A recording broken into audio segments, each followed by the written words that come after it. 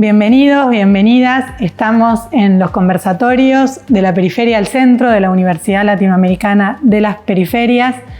En el encuentro de hoy vamos a estar conversando sobre trabajo, infraestructura y conectividad. Este es un espacio plural, este es un espacio para pensar los últimos de la sociedad, aquellos que en general no son pensados, y con todas estas ricas conclusiones de estas jornadas vamos a trabajar con el Consejo Económico y Social. Desarrollar una demografía comunitaria exige pensar en infraestructura. La infraestructura es la tradicional de caminos, de ferrocarriles, pero también es la nueva infraestructura de otros caminos tecnológicos a través de la conectividad. Durante la pandemia, el acceso a la conectividad se volvió una necesidad urgente. La comunicación es un derecho humano para todos y todas. De esto nos va a hablar Pablo Urquiza.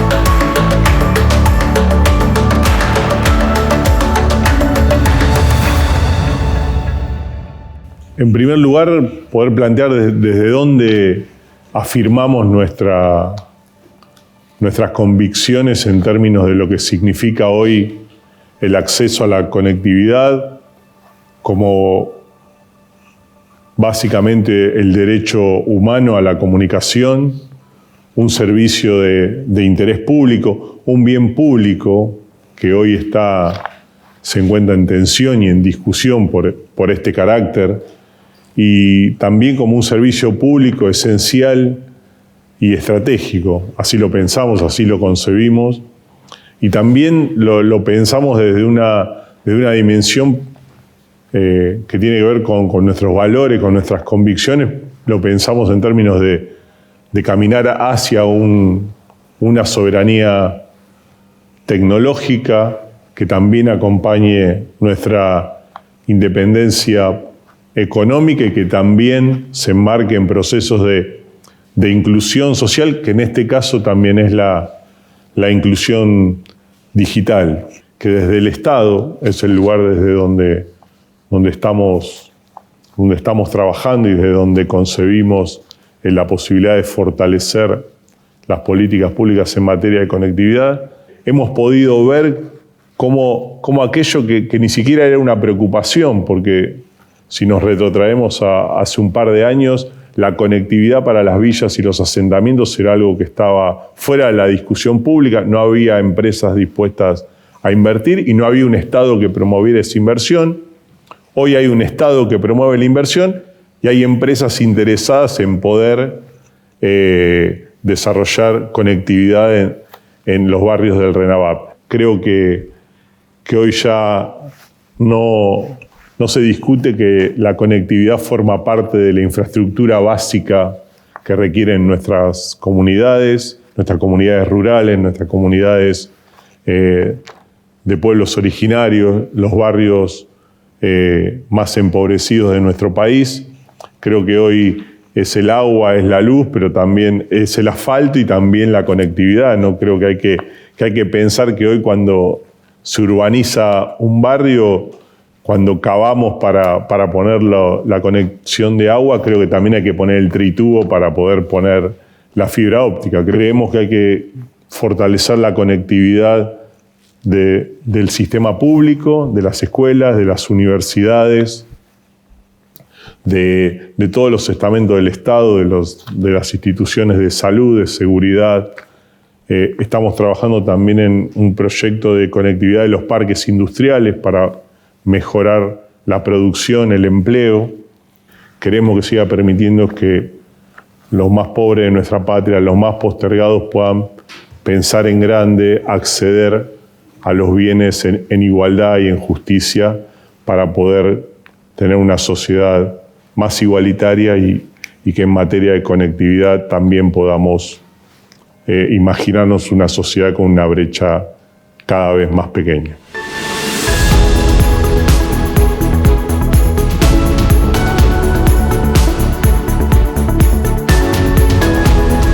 Sergio Sacia es secretario general de la Unión Ferroviaria y de la Confederación Argentina de Trabajadores del Transporte. ¿cuál debiera ser ese factor convocante que nos lleve a trabajar todos juntos, a pesar de las diferencias que podamos tener? Y justamente era la responsabilidad y un objetivo común.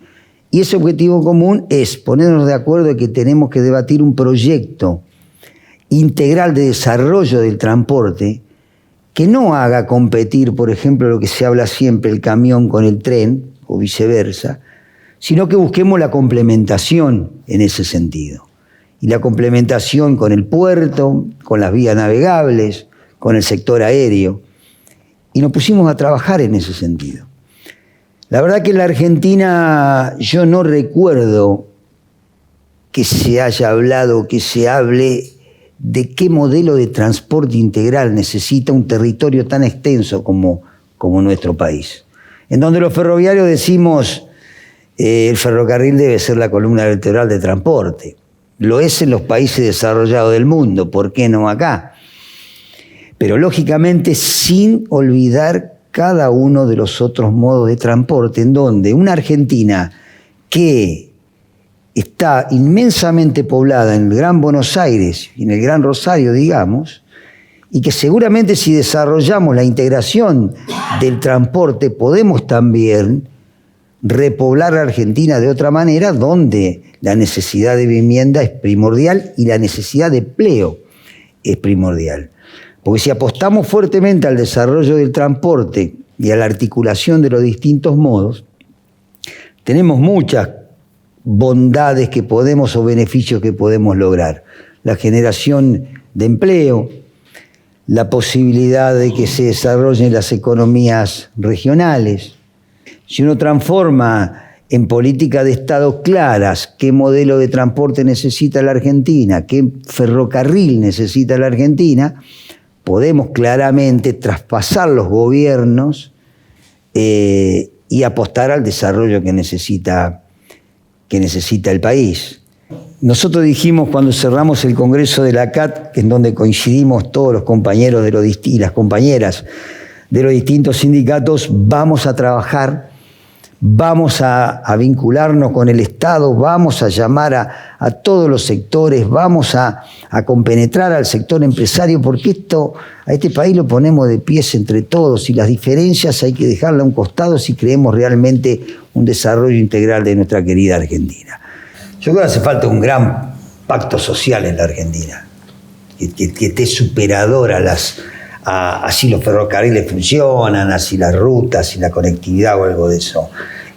La crítica es muy fácil, criticar uno al otro, el gobierno que está de turno, la oposición critica, acá hay que hacer un pacto social muy grande en donde tenemos que estar todos los actores, desde la política, desde el sector empresario, desde el sector de la representación de los trabajadores, del sector de la economía popular, etcétera, y ahí trazar los ejes centrales de qué es lo que necesita la Argentina para salir de esta situación, haciendo un análisis y una fotografía real de cómo estamos.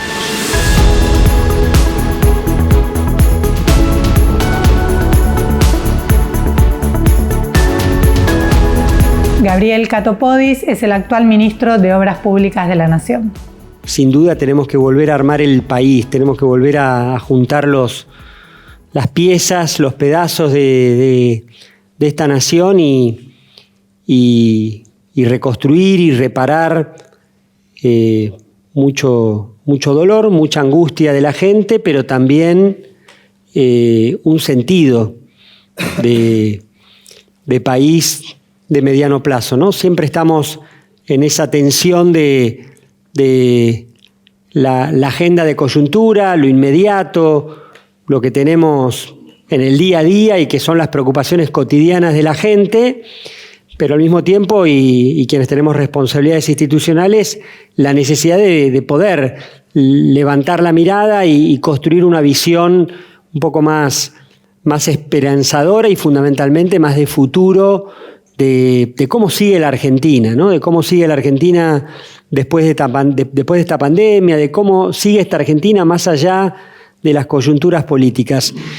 El concepto de cómo integramos, cómo vinculamos, cómo repoblamos, cómo organizamos mejor el territorio argentino, el territorio de nuestro país es un gran tema, ¿no? Es un eje que tiene muchas aristas, muchas. Habla y refiere a la matriz de desarrollo de nuestro país, qué tipo de crecimiento, de qué manera imaginamos, qué cosas tenemos que conectar para que la Argentina crezca y se desarrolla. El primer concepto es el de la matriz de desarrollo, el segundo concepto es el de las oportunidades, la de traer oportunidades cada vez que llega una línea férrea, cada vez que llega una inversión o una intervención de conectividad digital, cada vez que llega una ruta o un camino, estamos moviendo el tablero y estamos trayendo y abriendo oportunidades donde no las había. Entonces me parece que ese eje, el de las oportunidades, es claro. Y la tercera dimensión me parece que tiene que ver con la posibilidad de pensar, como bien decía también Sergio, en un plan, en una política de mediano y largo plazo, ¿no? En una política y en un plan que permitan proyectar. Hay entonces allí, de la mano de la matriz de desarrollo, de la mano de las oportunidades y de la mano de un plan de infraestructura vial, ferroviario para la Argentina, de integración que permita repoblar, que permita reorganizar la ocupación del territorio. Sin duda que hay algo que lo cruza todo eso, que es cerrar las brechas y achicar el sentido de desigualdad que tiene la Argentina. La Argentina tiene un sistema vial diseñado hace más de un siglo que tuvo claramente un diseño concéntrico al puerto, que estuvo diseñado y pensado por un Estado centralista. Bueno, eso hay que rediscutirlo. Hay que rediscutirlo con nuevos puertos, hay que rediscutirlo con otra matriz, hay que rediscutirlo con un sentido más federal, hay que rediscutirlo con un sentido de rutas y de líneas férreas que puedan cruzar horizontalmente, que puedan ir construyendo anillos.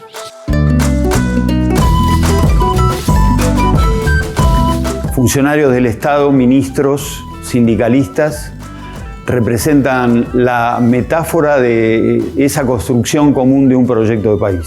En el próximo bloque seguimos con más Argentina desde las periferias.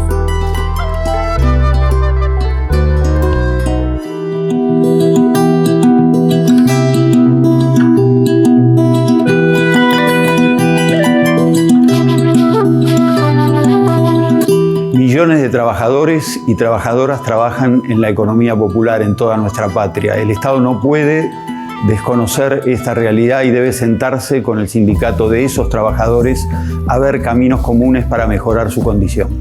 De cómo recuperar la capacidad de ahorro de los trabajadores y las trabajadoras nos habla Agustín Datelli.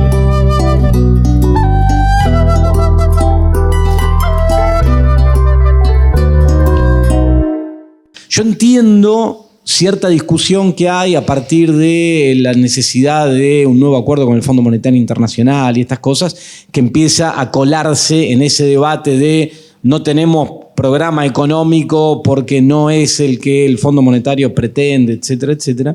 Pero es un error no tenerlo. Hay que ponerlo sobre la mesa y dar esa discusión. Y ese programa económico tiene que contemplar lo que venimos hablando hoy acá. Tiene que contemplar esa necesaria generación de empleo, tiene que identificar sectores estratégicos, tiene que plantear una estrategia de inserción internacional inteligente de Argentina al mundo, tiene que transparentar el rol del Estado en términos de asistencia sobre ciertos sectores estratégicos en los cuales se va a trabajar y a los cuales se le va a canalizar recursos para poder generar empleo. Pero para eso, y para tener ese plan, hay que pensarlo, hay que ponerse de acuerdo entre todos los sectores, hay que ponerlo sobre la mesa, y ese mismo plan va a ayudar a ordenar esa macroeconomía que tenemos que ordenar para que eso pueda tener éxito al final del camino. Porque si no, es absolutamente imposible y entramos en una dinámica de círculo vicioso que es en la que estamos hace muchísimo tiempo. Y en la Argentina, el problema central que tenemos es que no tenemos moneda. Bueno, y ahí aparece la idea del ahorro nacional. Y ahí se plantearon dos ideas dentro de este programa. Una es la generación de un fondo que se lo llamó Fondo Mujica, que tiene que ver con modificar algunas partidas de impuestos para direccionar recursos hacia este programa y avanzar en este desarrollo. Y otra que metimos, que apunta también a quebrar el círculo vicioso, es el tema de generar un ahorro nacional. Lo que propusimos como idea novedosa, y se puede trabajar y agregar o modificar en ese sentido, pero es una idea novedosa, es tomar el impuesto a las ganancias de la cuarta categoría, el impuesto a las ganancias que pagan los trabajadores registrados a través de su recibo de sueldo, y decir, bueno, a ver, direccionemos un porcentaje de lo recaudado por ese impuesto, en principio un 10%, a un fondo de gestión estatal, un fondo nacional de gestión estatal, pero absolutamente transparente, que direccione esos recursos a la economía real, en el marco de una planificación, que en el marco de esto que planteamos, repoblar la red de transporte, qué sectores de la industria estratégicamente se van a ir desarrollando a lo largo de todo el país, etcétera. Bueno, tomar ese 10%, armar un fondo y ese fondo gestionarlo de manera transparente, direccionando recursos hacia esos sectores de la economía real. Pero además dijimos, vamos a sumar otra cuestión, que es que otorguemos, porque ese 10%, perdón, no lo aclaré, que el trabajador hoy dejaría de pagar a través del impuesto, lo vería reflejado en una cuenta, una especie de cuenta de capitalización, ¿no?, del propio trabajador en este organismo de gestión estatal, que no sería de acceso directo, no es que el trabajador puede ir y sacarlo mañana, tendría un horizonte temporal un poco más largo que permitiría entrar en esta dinámica. Pero además dijimos, sumemos otro 10% que funcione de esta manera. Si el trabajador registrado tiene capacidad de ahorro, en lugar de tomar esa capacidad de ahorro e ir corriendo a la cueva de la esquina, al dólar blue, a lo que sea, y seguir fomentando esta espiral de círculo vicioso, colocara ese ahorro en el fondo,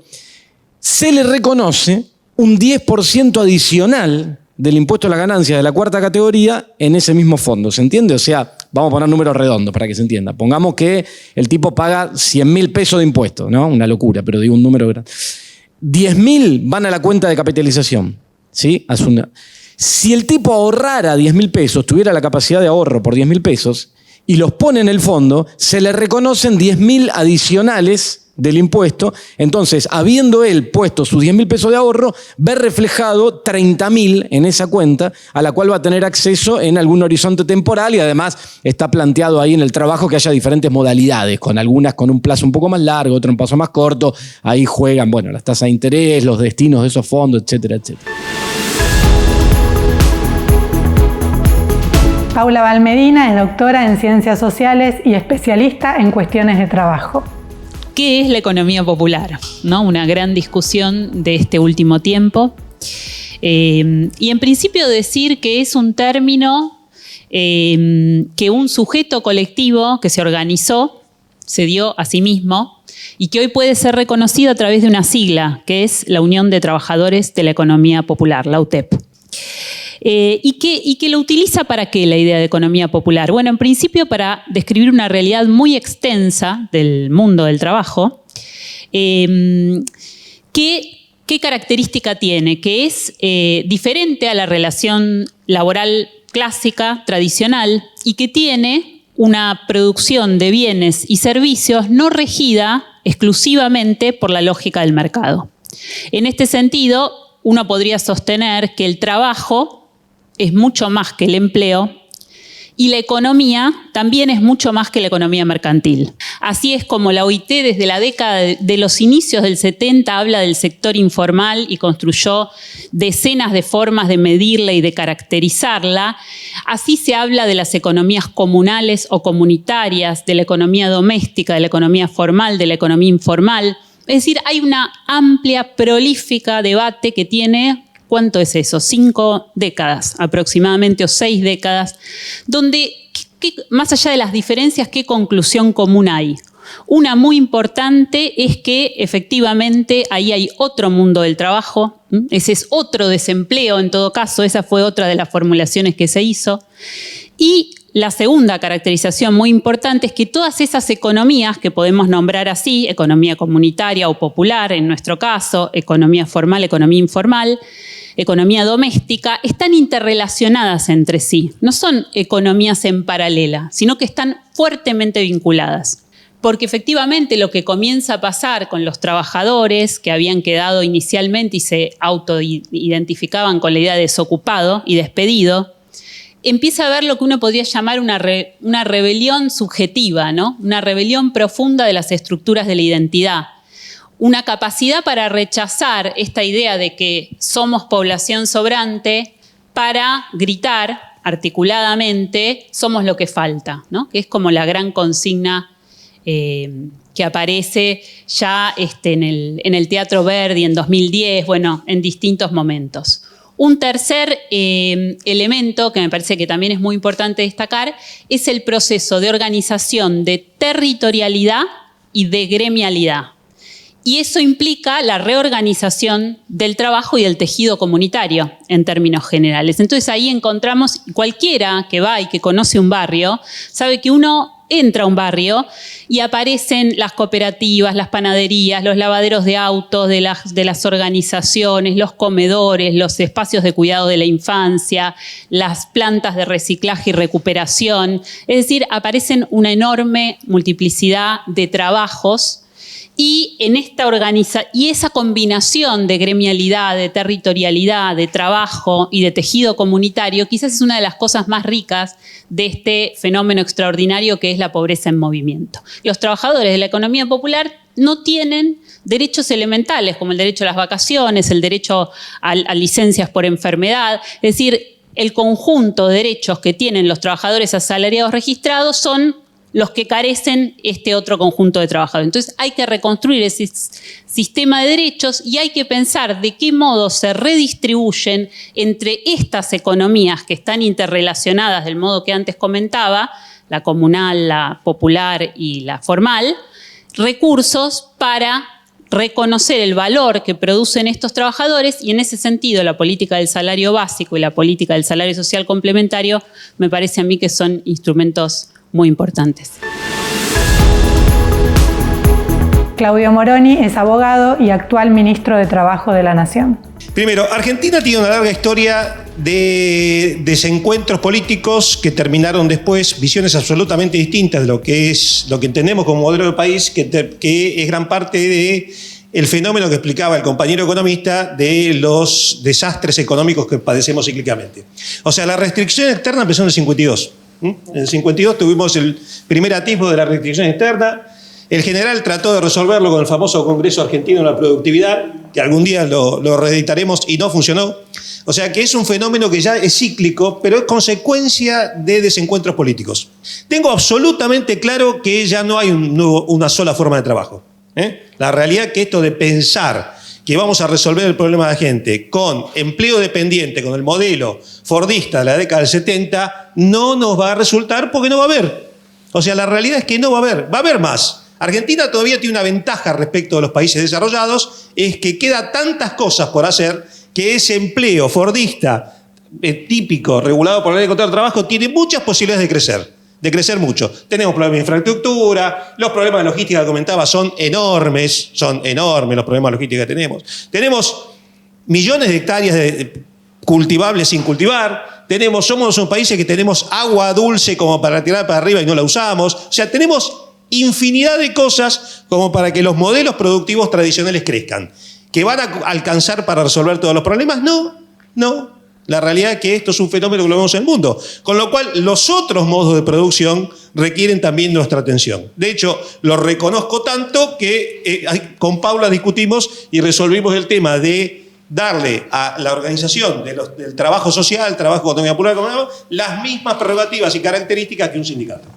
De modo tal que considero que eso es lo que tenemos que hacer. Lo que tenemos que resolver son los puentes entre las regulaciones de la economía formal y lo que sucede en el otro sector de la economía. Ese es nuestro gran dilema. Nosotros tenemos barreras de acceso, porque todavía tenemos instituciones normativas, tributarias, de seguridad social, de regulación del contrato de trabajo, etcétera, etcétera, vinculadas a un modelo que ya no existe.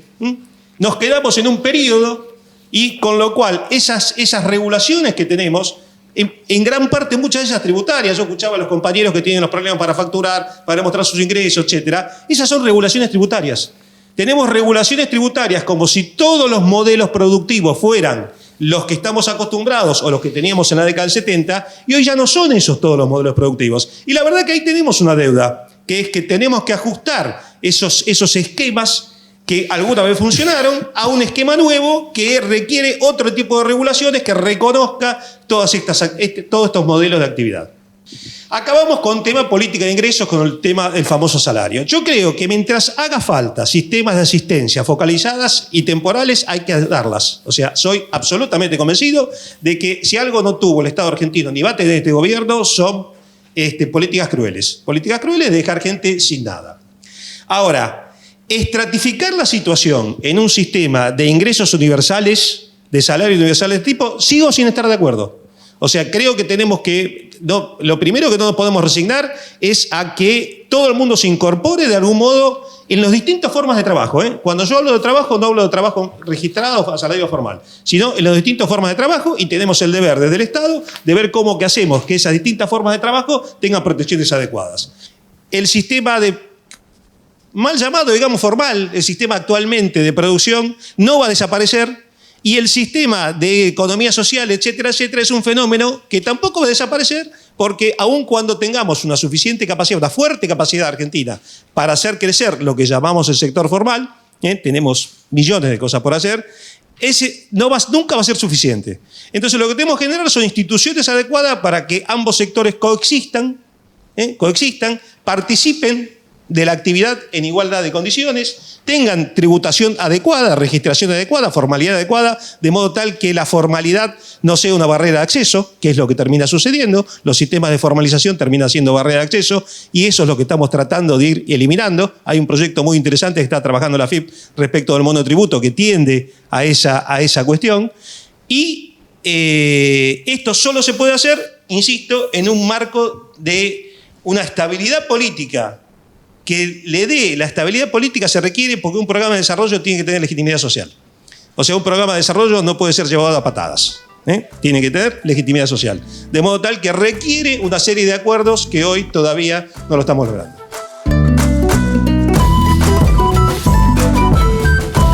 La necesidad de fortalecer nuestra moneda, de recuperar la capacidad de ahorro de los trabajadores y las trabajadoras, y principalmente de reconocer una historia de luchas que nos trajo hasta acá.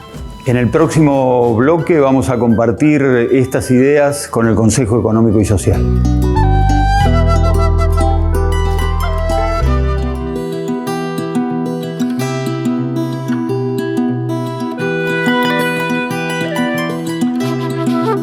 Bienvenidos a este último conversatorio de la Universidad Latinoamericana de las Periferias.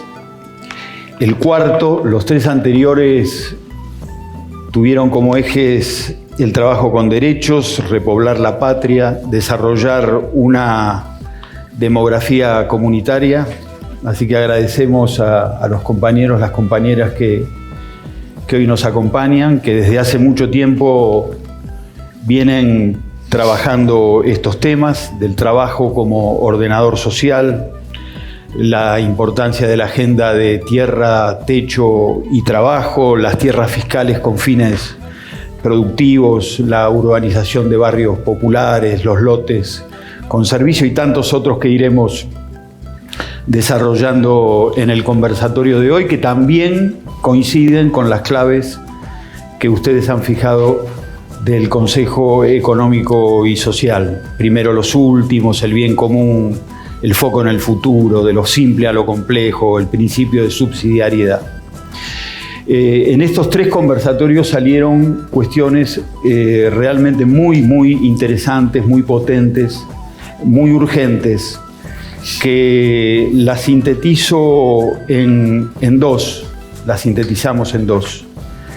Y tomamos algo que Gustavo Vélez había escrito en un escrito muy interesante del 17 de octubre. Salió con mucha fuerza la necesidad de recuperar las capacidades del Estado. En ese artículo vos hacías referencia al general Perón, que había dispuesto allí en el peronismo histórico dos grandes decisiones, un Estado con un gran sistema estadístico y un Estado con consejos de planificación.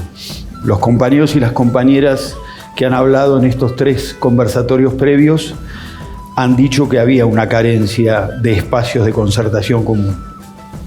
Y el otro tema también, un apotegma del general Perón, una sensación que nos quedó de los 3 conversatorios anteriores, la sensación de una frontera, la sensación de un límite. A este país lo salvamos entre todos o no lo salva nadie. Siempre los límites se corren, pero simplemente queremos traducir que eso se escuchó con mucha fuerza en estos 3 conversatorios de muchos compañeros, compañeras y los compañeros del público. Nos van a acompañar en el conversatorio de hoy Esteban Gringo Castro, secretario general de la UTEP, de la Unión de Trabajadores de la Economía Popular, Gustavo Carrara, obispo vicario de la Pastoral de Villas, Paula Garnero, coordinadora de la misión Educación y Trabajos del Futuro del Consejo Económico y Social, y Gustavo Vélez, secretario de Asuntos Estratégicos de Presidencia de la Nación y presidente del Consejo Económico y Social. También nos acompañan compañeros y compañeras de los territorios, militantes, de los curas villeros, que vienen trabajando con nosotros este espacio de la Universidad Latinoamericana de las Periferias. Lo que vemos nosotros como salida estratégica de este país está vinculado a una nueva población, una repoblación de la Argentina, lo cual implica, tiene que ver con la planificación, pero en la planificación tienen que entrar los sectores populares. Lo que, de nuestro punto de vista, ocurre de hace muchos años, que hay una tensión entre los sectores populares y los gobiernos, que la única forma de saldarla es teniendo, mucho más conexión. Esto lo hemos hablado mucho con compañeros que están hoy en el gobierno. Ha mejorado mucho en el sentido que hay compañeros que están en algunos lugares de gobierno, pero se necesita profundizar el diálogo con los sectores populares. Para nosotros hay una cuestión que venimos hablando desde hace 10 años, por lo menos, que siempre entra en contradicción con algunos sectores de nuestro pueblo que opinan lo contrario.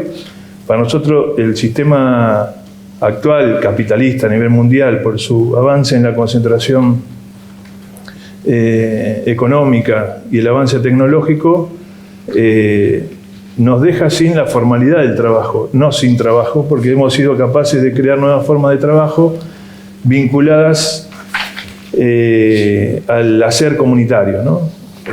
De hecho, en el RENATEP hay la mitad de los inscriptos, creo,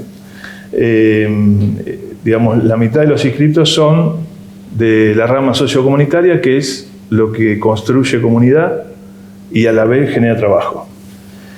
Son 2 elementos que son muy difíciles de comprender si uno no comparte un poco la vida en esa situación. Fue difícil para mí hasta que lo compartí muchos años, y es difícil para el que gobierna, pues está presionado permanentemente por las corporaciones y por todos los intereses sectoriales que hay en un país. Pero nos parece estratégico. La repoblación no puede ser porque alguien decide desde algún lugar de gobierno, bueno, ahora vamos a repoblar, ahora vamos a llevar a la gente a este lugar. Tiene que ser profundizar ese debate para generar nuevas formas de asentarse y de trabajo. Y la repoblación está muy vinculada a la producción de la agricultura. Para nosotros está muy vinculada a la producción de la agricultura familiar y a que se vayan instalando industrias, que haya una mixtura entre los distintos sectores. Es una discusión profunda. Yo creo que todavía no la empezamos, empezamos a gozarla, pero no a profundizarla. Y después el planteo vinculado al trabajo y a la economía popular, Hay propuestas, hay 2 o 3 propuestas dentro de los movimientos populares y que integran la UTEP. Una está vinculada a que la salida de la pandemia necesita sí o sí el salario básico universal para los sectores que no están organizados en la economía popular, pero que al estar por fuera están en peores condiciones. Esa es una posición. Otra posición está más vinculada a fortalecer mucho más a través del salario social complementario un proceso creciente de organización de la economía popular, que además tiene que estar financiado por créditos no bancarios o bancarios, pero digamos, que los intereses sean los mínimos, y que desarrolle esa economía que el pueblo está creando permanentemente y que muchas veces no tiene terminal donde discutir ese desarrollo. La pandemia ha sido muy dura para el mundo, para nuestra patria en particular también, pero a la vez se presenta como una oportunidad para recomenzar, para hacer nuevos planteos. Y lo que nosotros quisimos hacer es que eso de los últimos para llegar a todos no quede en un bello eslogan nomás, sino que se escuche la voz de los últimos, de las periferias, que puedan hablar a la Argentina, ¿no? Y entonces hicimos una lectura de distintas propuestas que vienen surgiendo desde los sectores populares, como el Plan de Desarrollo Humano Integral, el proyecto de la Vuelta al Campo, el Manifiesto, el proyecto de ley Tierra, Techo, Trabajo, e intentamos que esos proyectos dialogaran y tuvieran puntos de encuentro, y así generamos estos grandes temas, ¿no? Importantes, como crear trabajo, repoblar la patria y soñar con una demografía también comunitaria. Inspirador para nuestra universidad es también la figura del Papa Francisco. Nuestro texto fundacional es el discurso a los movimientos populares del 9 de julio del 2015 en Santa Cruz de la Sierra, ¿no? Por eso siempre escuchamos al Papa con atención. Y él usa esta idea de recomenzar en la carta encíclica Fratelli Tutti, ¿no? Donde pone como ícono una parábola de casi 2000 años, pero que es clave, yo diría, porque el buen samaritano se detiene frente al que está tirado, frente al que está roto, y se hace cargo. Y también busca a alguien que lo ayude, en este caso que es el posadero, y ahí aparece la figura tan importante del nosotros y de construir un nosotros cada vez más grande que se haga cargo de las hermanas y los hermanos que más están sufriendo. Y en las periferias geográficas, pero sobre todo existenciales, que muchas veces representan los compañeros y compañeras que están acá, ese nosotros grande que va aumentando, fuente de esperanza en medio de la lucha, muchas veces por sobrevivir. Se entiende perfectamente, existencialmente diría yo, que nadie se salva solo, que necesitamos de ese nosotros grande. Y esa parábola de Jesús también detenerse y hacerse cargo define proyectos políticos, define proyectos económicos, define proyectos sociales y también religiosos. Incluir o excluir. En el próximo bloque seguimos con más Argentina desde las periferias.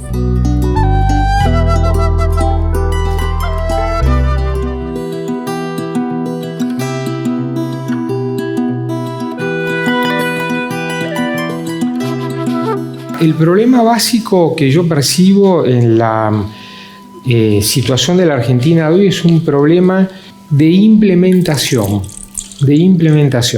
Me gusta decir que la principal revolución que tenemos que poner en marcha en la Argentina es la revolución de la implementación. Hay una cantidad de cuestiones que están como muy presentes en el mensaje público, están muy presentes en la agenda, pero fracasan cuando llega el momento de la implementación. Y eso tiene que ver con la capacidad del Estado, que está diseñado con un nivel de fragmentación y de atomización enormemente paralizante, con un nivel de trabas burocráticas que no les tengo que explicar a ustedes, lo viven a diario, cuando llega el momento de registrar una cooperativa, de acceder a un crédito, de tener un paso en el acceso a la justicia, de tener que formalizar la titularización de una propiedad, de un pedazo de tierra, de poner en marcha una pequeña y mediana empresa, un microemprendimiento. Hay un Estado que está ajeno a todo eso, está totalmente fragmentado y a su vez tiene un marco normativo que es reflejo y es metáfora de lo poco que importa la solución de los temas cuando llega el momento de ir a la base social. Entonces hay que recrear hay que hacer una transformación muy profunda del aparato estatal. Y en eso me parece que hay una tarea impostergable ahora cuando estamos saliendo de la pandemia. Era una tarea para hacer al comienzo del gobierno, no se la ha puesto en marcha, se fue una parálisis total la pandemia, pero tiene que ver con una sensibilidad. No es una cuestión de reforma administrativa burocrática, es una cuestión de dónde ponemos la mirada y qué nos importa esa mirada. Porque a mí me pasa y a muchos compañeros y compañeras les pasa en la gestión de la cosa pública que no es una cuestión a veces de falta de recursos o de falta de un marco legal general. Es una cuestión de cómo se pone en marcha y se movilizan esos recursos que están previstos en el presupuesto, cómo se lo hace rápido, cómo se lo destraba, cómo se lo encamina de una manera adecuada. Hay demasiada comodidad en la gestión de la cosa pública, hay demasiado conformismo, hay demasiado confort. No hay idea de la urgencia.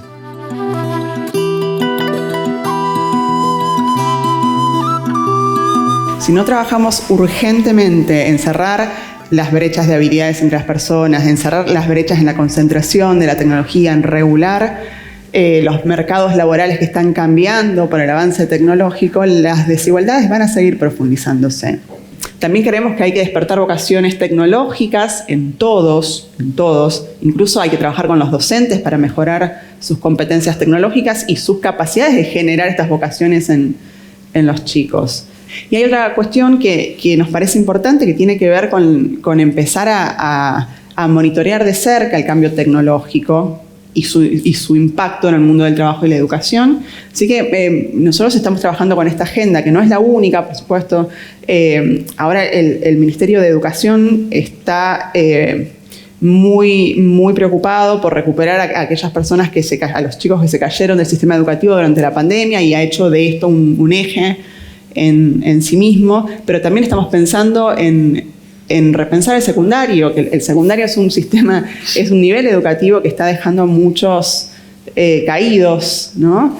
Más allá de la pandemia. Es un nivel educativo que no está conteniendo a todos, que ni siquiera está abordando al sujeto que hoy está que transita por allí, y tiene que ver quizás con una interpretación o una no interpretación de cuál es el sujeto. El sujeto ha cambiado, vivimos en un mundo digital. Los chicos tienen muchas competencias que hay que poder poner en valor. Bueno, el sistema educativo y sobre todo en el nivel secundario no es el único que está en jaque mate, diría yo, pero es el que quizás tiene los peores indicadores y es el que claramente no está conteniendo a nadie. Yo creo que nadie nos quiere ver a nosotros. Aunque saben muchos trabajadores que son muy pocos y somos, si vos querés, la proyección de lo que les puede pasar en poco tiempo con la tecnocratización, con la desaparición de trabajos y formas.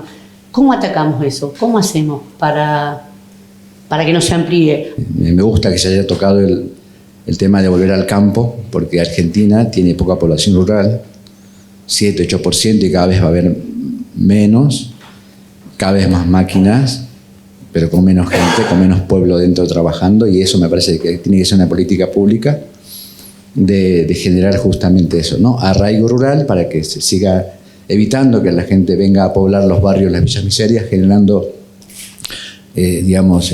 solicitud de trabajo cuando en el campo, tranquilamente, yo nací, viví en el campo y nos proveemos nuestro alimento, nos generamos nuestro alimento. Y además somos una alternativa más para justamente proveer alimentos y que no dejemos eso en las manos de las grandes empresas solamente, ¿no? Una de las cosas que venimos escuchando desde el principio, que empezamos con los conversatorios de la Argentina pospandemia, es la necesidad de una planificación integral, armónica, que empiece desde las y los últimos. La planificación exige, como me parece a mí, como una lectura de quiénes somos y una conducción integral que abarque todos los temas, que abarque todas las dimensiones.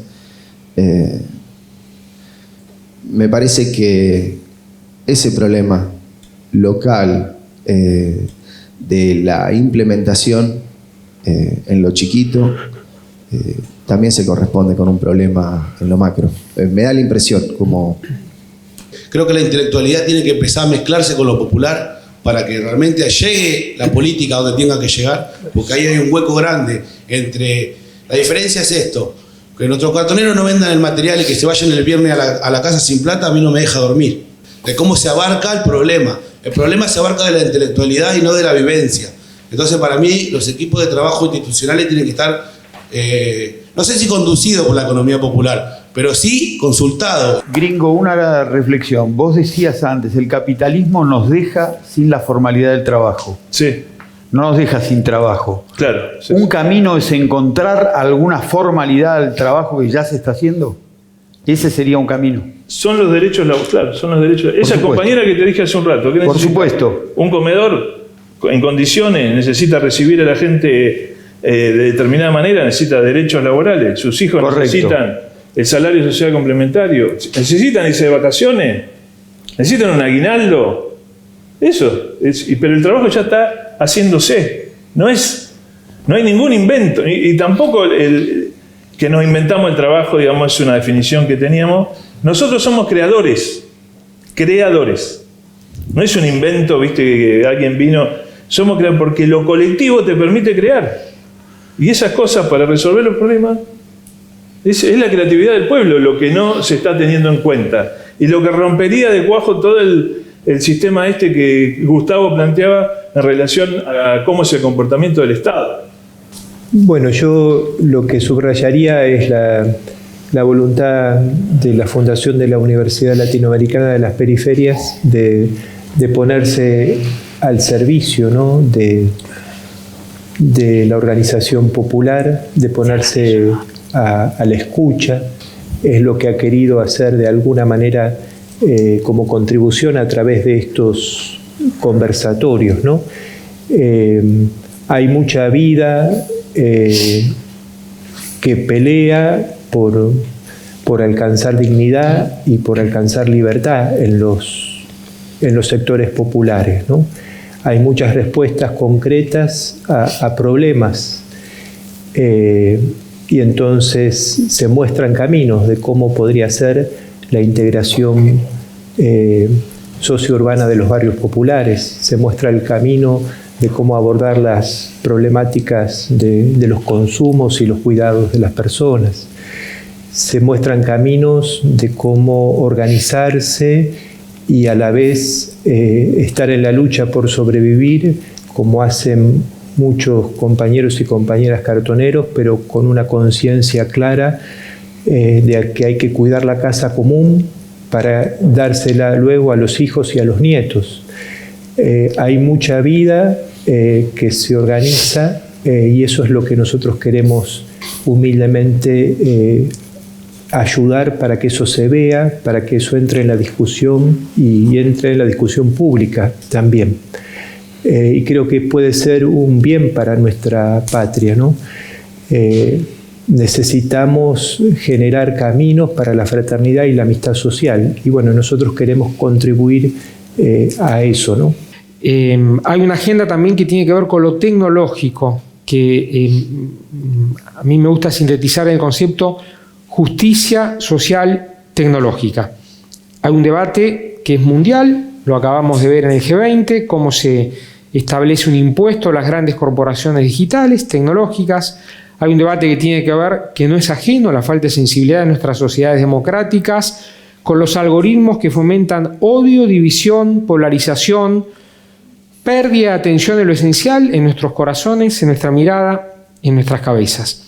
Hay un debate abierto a nivel mundial sobre cómo las redes sociales intoxican y nos descentran y nos sacan de la atención de lo importante en nuestras sociedades democráticas.